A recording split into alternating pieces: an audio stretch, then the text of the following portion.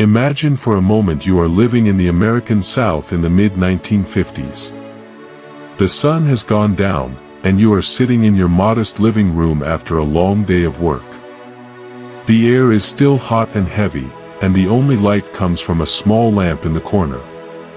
Suddenly, you hear it, not a friendly knock, but a violent, thunderous pounding on your front door that seems to shake the entire house. Your heart immediately leaps into your throat because in that split second, you know exactly what that sound means. It is not the police coming to protect you. It is not a neighbor asking for a cup of sugar. That rhythmic, aggressive bang is the calling card of the Ku Klux Klan, and terror has just arrived on your doorstep. This was the brutal reality for countless Black Americans. The civil rights movement was not a polite political debate held in the halls of Congress.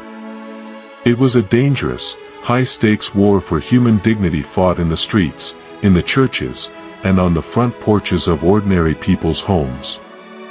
When we talk about this era today, we often focus on the famous speeches and the massive marches, and those were incredibly powerful. But the true engine of the movement was the sheer, stubborn courage of everyday individuals who decided they would no longer live as second-class citizens in a country they built with their sweat and blood.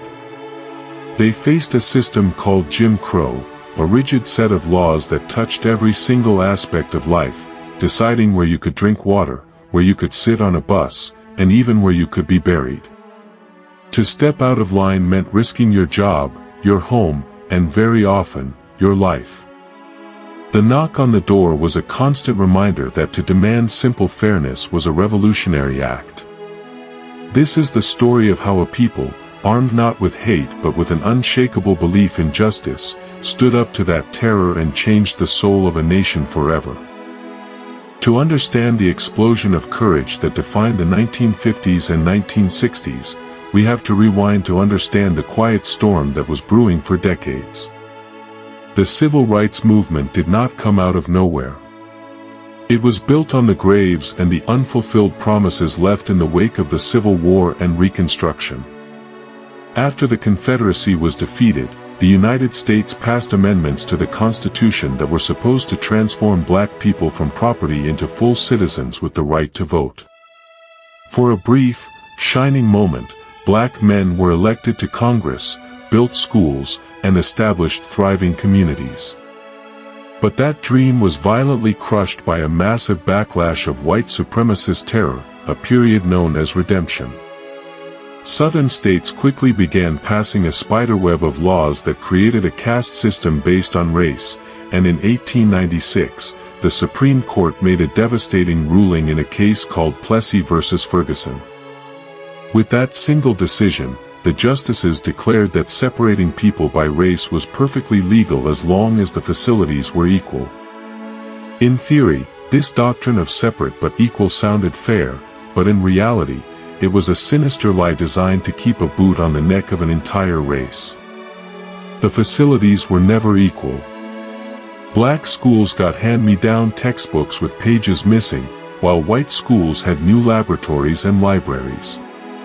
Black communities often had no paved roads, sewers, or even streetlights, while the white side of town thrived.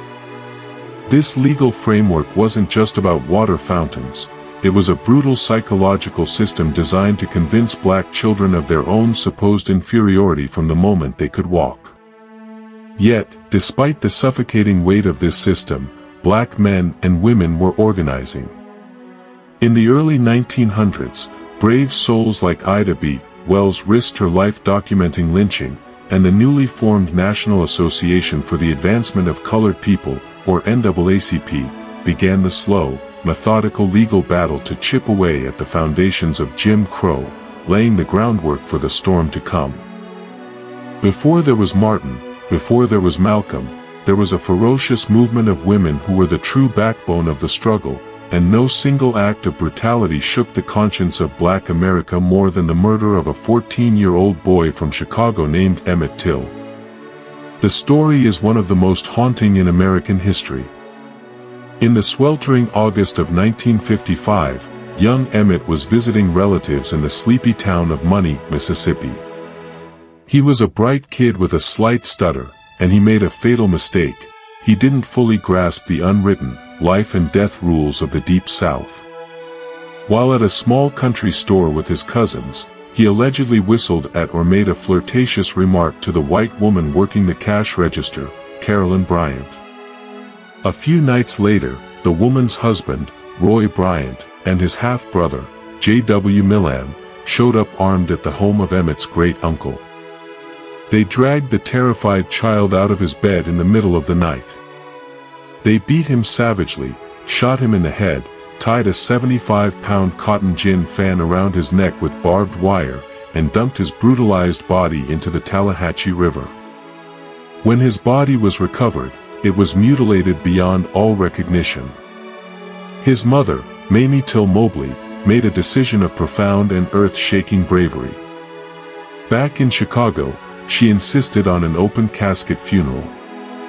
She told the world, "I want you to see what they did to my boy." Thousands of people walked past that small casket, and Jet magazine published the devastating photographs. Those images seared themselves into the national consciousness, radiating out to a generation of young black Americans who saw that if this could happen to a child for a whistle, no one was safe. Even though his killers were acquitted by an all-white jury in an hour, Emmett's blood cried out from the ground, and the movement was given a new, visceral urgency. While the streets were stained with the blood of martyrs, a quiet group of legal warriors was fighting a cerebral war in the marble halls of the Supreme Court, and the most brilliant general in this battle was a man named Charles Hamilton Houston. Houston was a fierce legal mind who understood that Jim Crow would have to be killed by the very Constitution that was being used to uphold it. He became the dean of Howard University School of Law and trained an army of civil rights attorneys, but his star pupil was a man named Thurgood Marshall. Marshall was a towering figure from Baltimore with a razor-sharp wit and nerves of steel. As the lead attorney for the NAACP Legal Defense Fund, Marshall traveled the hostile roads of the South like a legal Johnny Appleseed, defending black men on death row in sham trials and fighting for equal pay for black teachers. But his ultimate target was the root of the entire rotten tree, segregated education. He and his team developed a brilliant strategy, first suing law schools and graduate schools, places where it was impossible for southern states to pretend they had created an equal black facility. A Texas law school, for example, tried to build a separate law school for a single black applicant in a basement, a farce that was exposed in court. All these cases were building blocks, piling up precedent like dynamite at the base of the Plessy decision. Finally, Marshall stood before the Supreme Court to argue a combined set of 5 cases from Kansas, South Carolina, Virginia, Delaware, and the District of Columbia, all centered on grade school children. They came to be known collectively by the name of the Topeka, Kansas case, Brown versus the Board of Education. Marshall argued that the very act of separation stamped black children with a badge of inferiority that no amount of new paint on a colored school could ever erase. The weight of history sat heavy in that courtroom, a direct challenge to 50 years of legalized humiliation. On May 17, 1954, the 9 justices of the United States Supreme Court, led by the newly appointed Chief Justice Earl Warren, delivered their unanimous verdict in Brown versus the Board of Education. The tension in the courtroom was so thick it could have stopped a clock. When Chief Justice Warren read the opinion, he didn't use complex Latin or legalese. He spoke simple, human truth. He famously declared that in the field of public education, the doctrine of separate but equal has no place, and that separating children solely based on race generates a feeling of inferiority that may affect their hearts and minds in a way unlikely ever to be undone. The decision was a legal earthquake. The constitutional floor of segregation had just collapsed. Black communities across the country wept with joy and dared to hope that the nightmare was ending. But the celebration was quickly drowned out by a deafening roar of rage from the white South. Southern politicians called it a day of tyranny and signed what they called the Southern Manifesto, a pledge to resist the ruling by any lawful means. If the lawyers won the battle in Washington, the fight was about to be taken up by the children who had to walk through the doors of those newly integrated schools. A year later, the court ordered integration to proceed with all deliberate speed, a vague phrase that allowed the South to drag its feet for years. The world saw the true face of violent massive resistance in 1957 in Little Rock, Arkansas, when 9 black teenagers, selected for their academic excellence and emotional strength, tried to enter the all-white Central High School.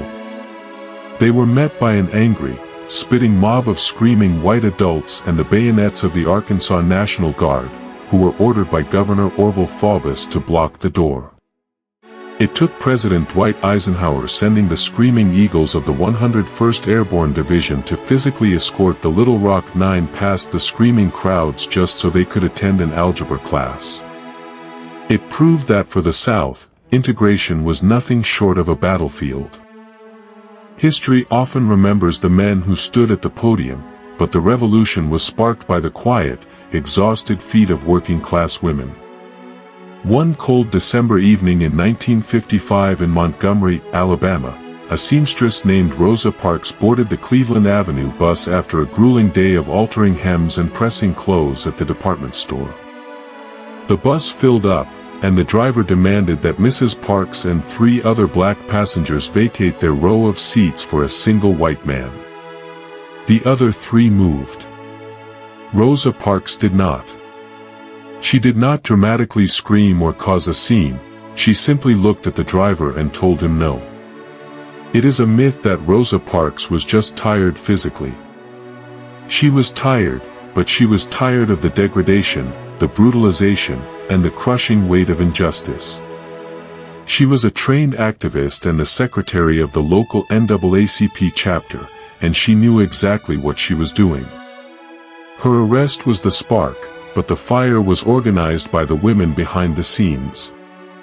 That night, a college professor named Joe N. Robinson stayed up until dawn, running off tens of thousands of mimeographed flyers on a hand crank machine, calling for a one-day boycott of the buses. The plan spread like wildfire. The real logistical miracle was pulled off by the black domestic workers, maids, and cooks who made up the majority of the bus ridership.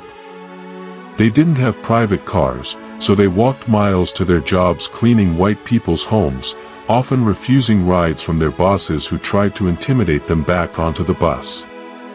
When asked if they were tired from walking, one elderly woman famously replied that her feet were tired, but her soul was rested. This mass movement needed a voice, and a young, newly arrived pastor at the Dexter Avenue Baptist Church, Dr. Martin Luther King Jr., a man only 26 years old, was chosen to lead the Montgomery Improvement Association. His house was bombed, but the boycott held firm for over a year, bringing the city's bus system to its financial knees, until the Supreme Court finally ruled that segregation on public transit was unconstitutional. By the early 1960s, the movement had hit a wall in the city that was arguably the most violently racist in the South, Birmingham, Alabama. A place where bombs went off with such frequency in the Black District that it was nicknamed Bombingham. Dr. King and his Southern Christian Leadership Conference knew that if they could crack Birmingham, they could crack the entire system of segregation. They launched Project C, for confrontation, a series of sit-ins and marches intended to fill the jails. The city's brutal public safety commissioner, a vicious segregationist named Bull Connor, arrested the marchers for days. But then the money for bail ran out, and adult protesters grew fearful of losing their jobs. That is when a controversial and deeply risky decision was made: they let the children march.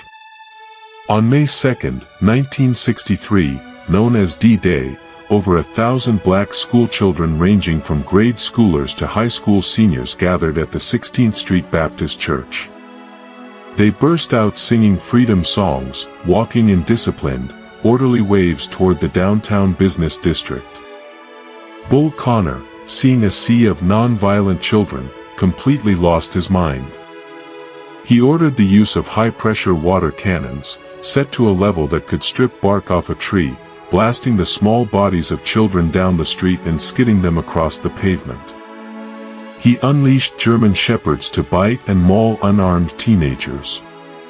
Television cameras were rolling, and that night, the horrifying footage of American law enforcement attacking children with dogs and fire hoses flashed across the screens of the entire world. The images made the United States look like a brutal dictatorship. The city was plunged into chaos, and the Kennedy administration was horrified.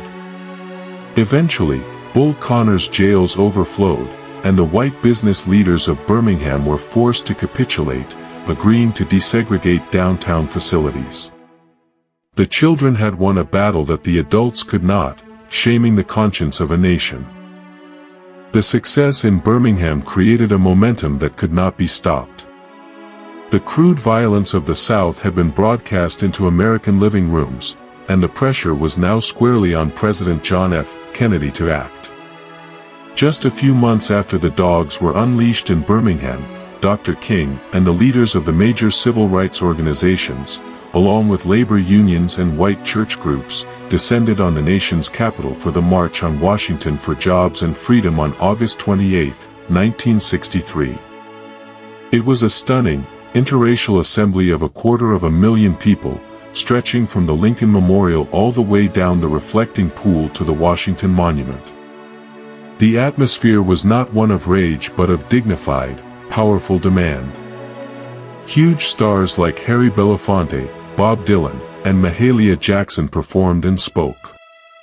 The day was full of speeches, but the final address was saved for Dr. King.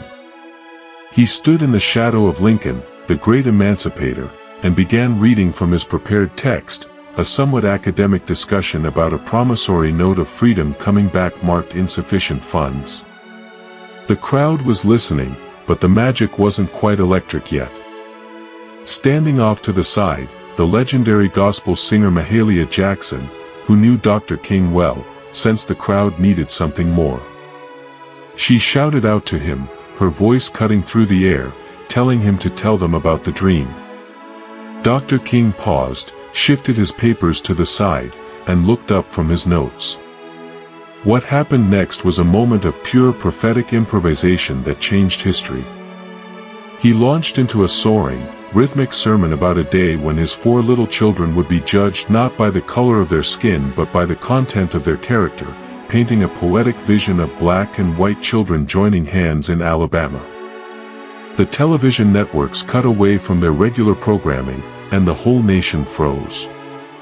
That dream, spoken from the steps of the People's House, reframed the struggle not just as a political fight but as a grand moral revival of the American spirit. Despite the grand poetry of the March on Washington, the concrete political goal of the movement was the absolute right to vote. In the backwoods counties of Mississippi and the Black Belt of Alabama, the vote was not simply a right denied but a trigger for murder. In 1964, during a campaign called Freedom Summer, college students from the North flooded into Mississippi to register black voters.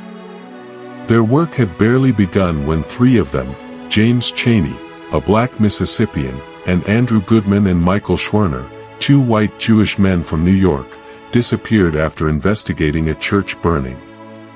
The nation held its breath for 6 weeks until their bodies were found buried in an earthen dam. The courage of those who stayed after that horror was monumental. The focus then shifted to Selma, Alabama, a county where the population was mostly black, but the voter rolls were almost exclusively white. The local sheriff, Jim Clark, was a volatile man who wore a button on his uniform saying never and led a posse of deputized thugs. As activists marched to the courthouse daily, the inevitable confrontation came to a head on the Edmund Pettus Bridge, named after a Confederate general and Ku Klux Klan leader.